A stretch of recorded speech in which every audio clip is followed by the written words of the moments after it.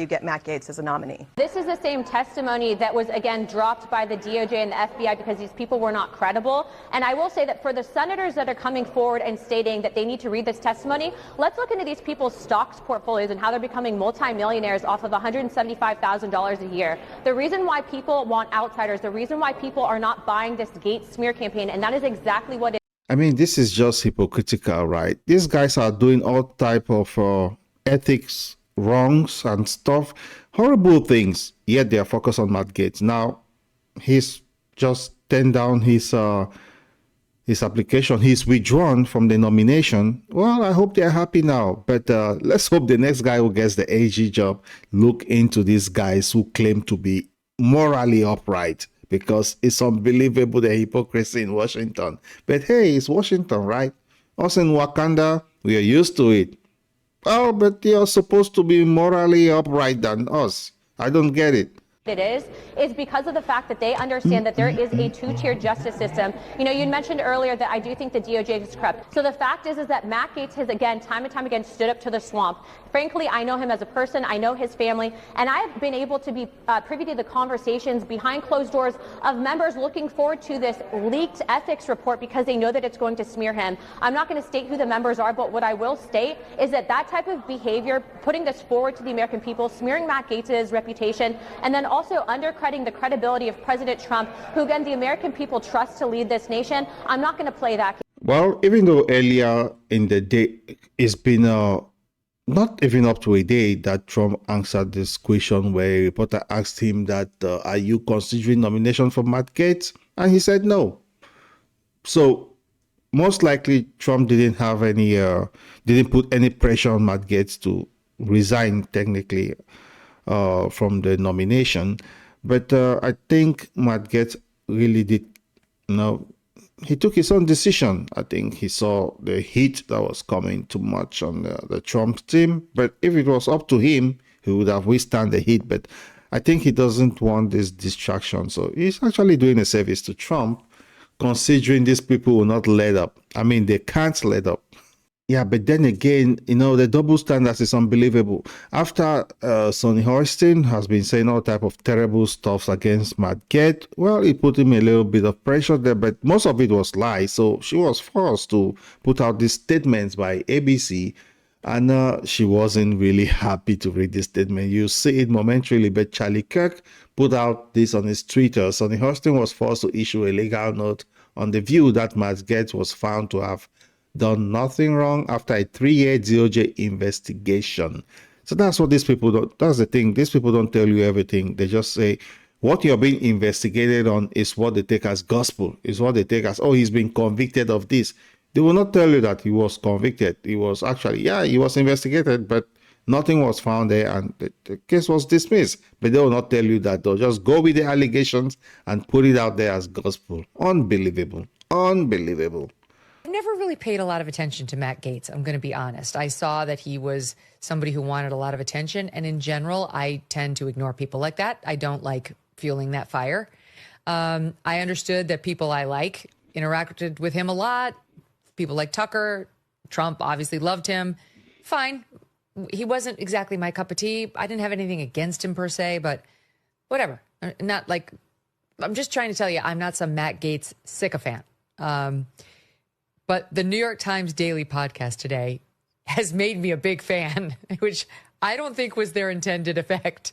So the Times, with this reporter Robert Draper, he's talking about how typically the Attorney General has been independent from the White House / president.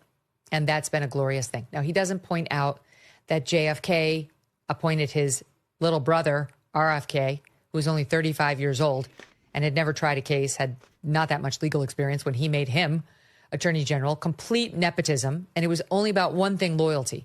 And he wasn't the first to do that, nor the last.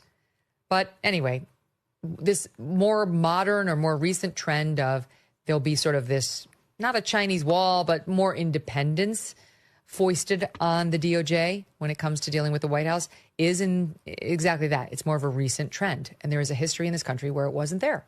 not pointed out by the Daily. In any event, here's the New York Times setting that up. The Attorney General has tended to be an office that operates more or less independently from the president. The Attorney General will often do things that might even offend the president, might even investigate members of the administration. So to pick someone like Matt Geert, who is an unflagging loyalist to Donald Trump, would seem to suggest that the DOJ will, under Trump's presidency, become completely co-opted.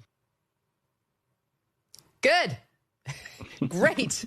We're off to a good start. I mean, he talks about how sometimes they'll investigate the sitting president. We know. That's why he's choosing Matt Geert. That's what's led people like me to say, I don't really care how incendiary he is. He seems like he might actually work there. He's like, oh my God, he'd be an unflagging loyalist. The DOJ might become completely co-op. I mean, even those who were not Matt Gaetz fan turn around to become his fan because they just saw through all the whole stuff that was going on. His fighting spirit and everything he stood for. He may not be morally upright. Who is? Relax. But he was definitely standing up for something which is rare these days. So it won over people like Megyn Kelly, and they were like praising him. And yeah, all of a sudden, even after his resignation now, but I think he will still be gaining lots of popularity. I'll not be surprised if in the future he's running for something. Governor of Florida, something like that. It's quite possible. After DeSantis, I think, will become the vice president for J.D. Vance in 2028. That's my own speculation. I'm just trying to read into the political games and seeing some possibilities. So, yeah, that's how I see things. But whatever, the left has managed to actually make Matt Gaetz very, very popular as of now. Matt Gaetz has long denied all allegations, She's calling not the claims, quote, invented, and saying in a statement to ABC News that this false smear following a 3-year criminal investigation should be viewed with great skepticism. That DOJ investigation was closed with no charges being brought. We'll be right back. Matt Gaetz is a person of low moral character. This is widely known about him, and I'm kind of bullish he's not going to get through. Yeah, I think what we really need to think about is the position that he has been nominated for by this president elect.